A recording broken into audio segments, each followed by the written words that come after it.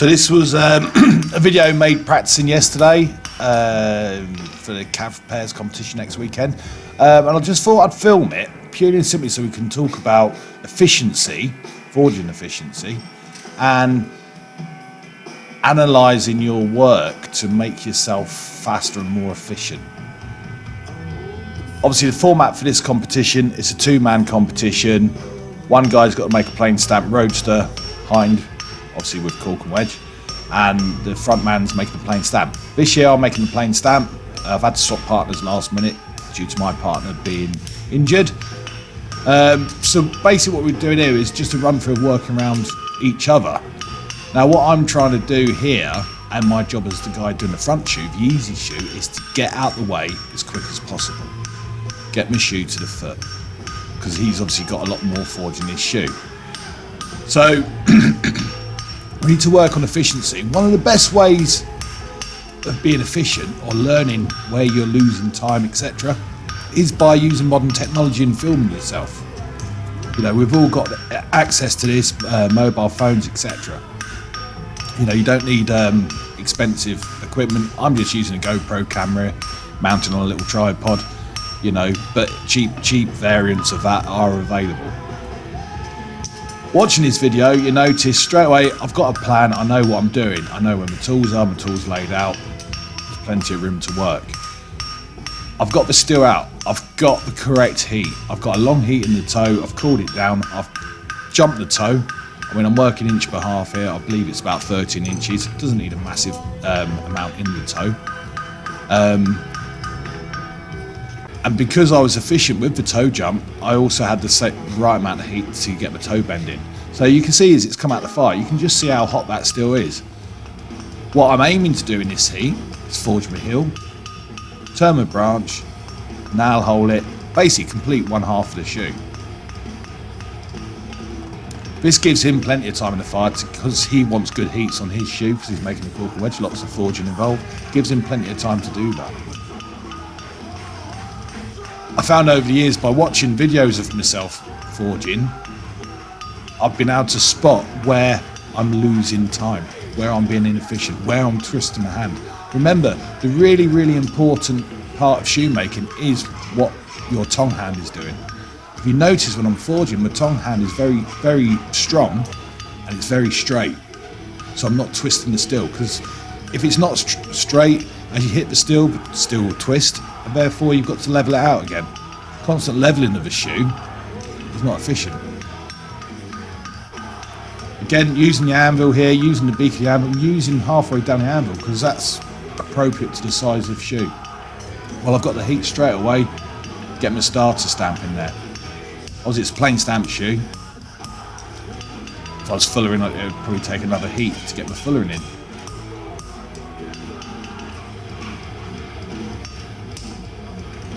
Obviously there's different ways of stamping plain stamp shoes. Some people use the starter stamp and finisher stamp. Some people just use one stamp.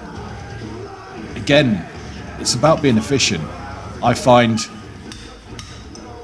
with just using one stamp, you will blow out material at the side of the shoe where you stamp the nail hole, and you'll have to run that back in. However, using a starter stamp, I don't deform the section of steel at all. So I don't have to run it back in. I just knock my edges off as I would do on any shoe. Just round the bick of the anvil as I'm doing now.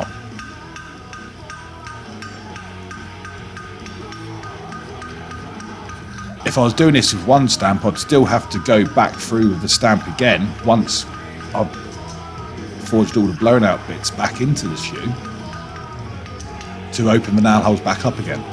So you might as well just use the start stamp and then just go through the finisher at the end. Again, making sure I hammer box the shoe. This will save time of rasping. I'm still going to rasp it, but I'm reducing material by hammer boxing. And it gets a nice finish.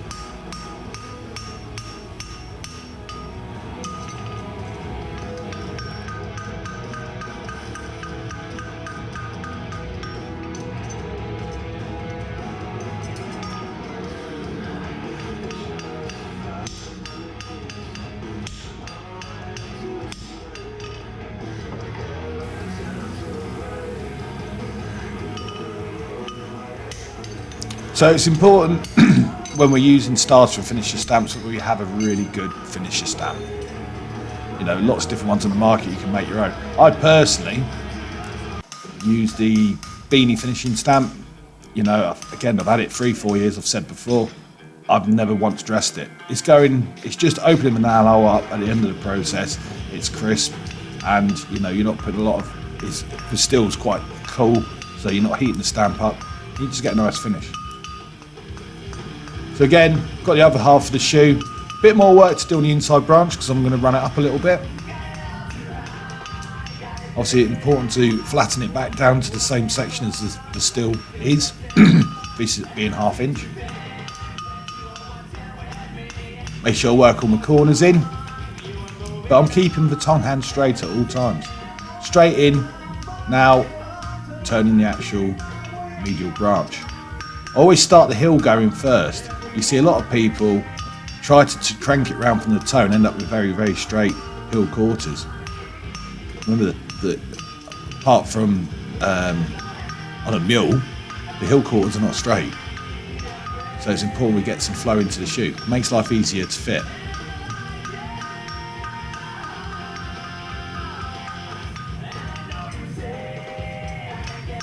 Trying to forge a nice symmetrical shape into the shoe. It's got a definite inside and outside, but it's not over exaggerated. Remember, this is going on the foot. This needs to fit a foot. As it is, the practice shoes we've been doing in these sessions, we've cut the clips off afterwards and we've drawn different sizes on them so we can use them as templates. Again, it takes the guesswork out of your measurements. Again, I'm not stopping and thinking about what I'm doing. I've got a dead set plan in my head. If something goes wrong, you know, then we need to change that plan. But for not, you know, up until the point it's going right, and if you practice enough, then it shouldn't go wrong.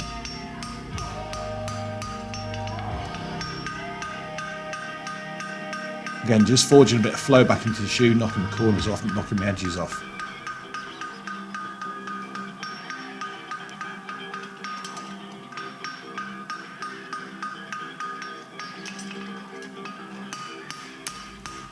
Common thing I see, especially teaching apprentices, is people don't forge their shoes flat, especially with flat shoes, 3/4 fillers and plain stamps. If it's not flat, then when you come to level it, it won't level. And if the inside border's scrunched up as well, you know, that could put pressure onto the sole of the horse.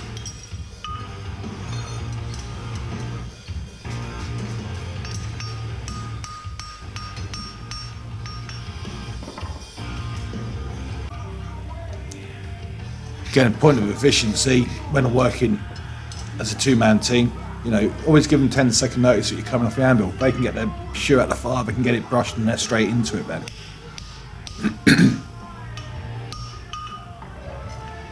Obviously, bob punching the clip. I tend to do this with front shoes when I can, purely and simply because it guarantees that it's dead centre. Sometimes when you're hammer drawing the clips, you know, especially in a stressful competition environment, it's very easy to start going off centre. 3 hits with the flat round side, 3 hits with the flat side, then get on the heel of the hammer. That works for me. It's a method I've always used.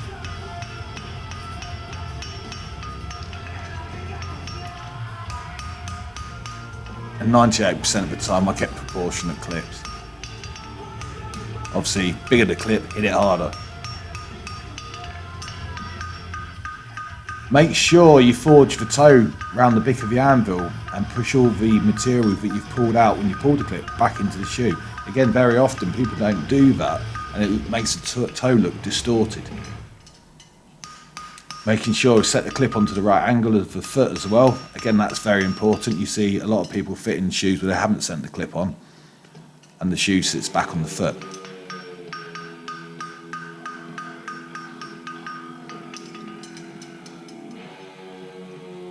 Making sure the shoe's symmetrical. And at this point, I'll put my carrying tongs in and I'll go over to the foot and I'll get the clip fitted and have a look at the general fit of the shoe. Before rasping the shoe up. Remember, if you rasp the shoe up before you take it to the foot and you make it too short, then you can't stick it back on.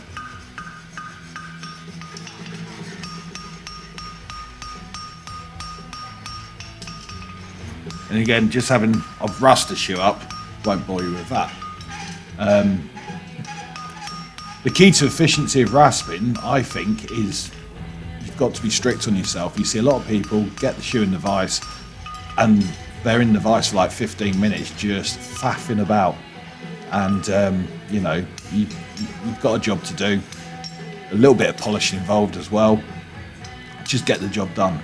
Don't keep going back over yourself. Have a sequence. So that's the shoe back, Pritchard. You know, be ready to have a quick brush, hand it into the judge, get going. The key thing there is that shoe's been made in 4 heats. 4 heats, I've got out of the way. Funny enough, we've been timing ourselves, we've been doing it. My shoe has been completed in approximately 20-22 minutes. That gives me the rest of that hour of foot trimming, nailing and clenching. So being efficient is about setting yourself goals, setting yourself a target of tasks to complete within a heat. Obviously, the more you do and the more you practice it, the more efficient you will become. That's really important. Doesn't matter how many videos you watch, you know, you've got to actually go and practice this.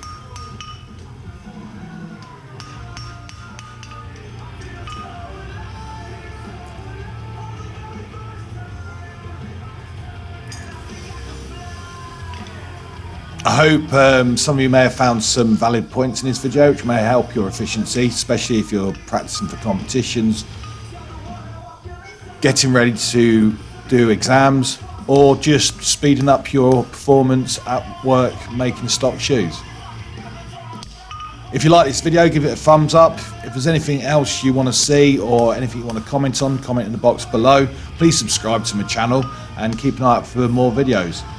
Like I say, this weekend going down to the Cav Pairs competition in London. You know, it's a very unique competition in the UK. It's great fun, and you know, you get to see some of the best competition farriers in the UK at this competition. It's yeah, it's quite a different spectacle. I'm hoping to make a bit of a video when I'm down there. Hoping to catch up with a lot of friends and see a few of you down there.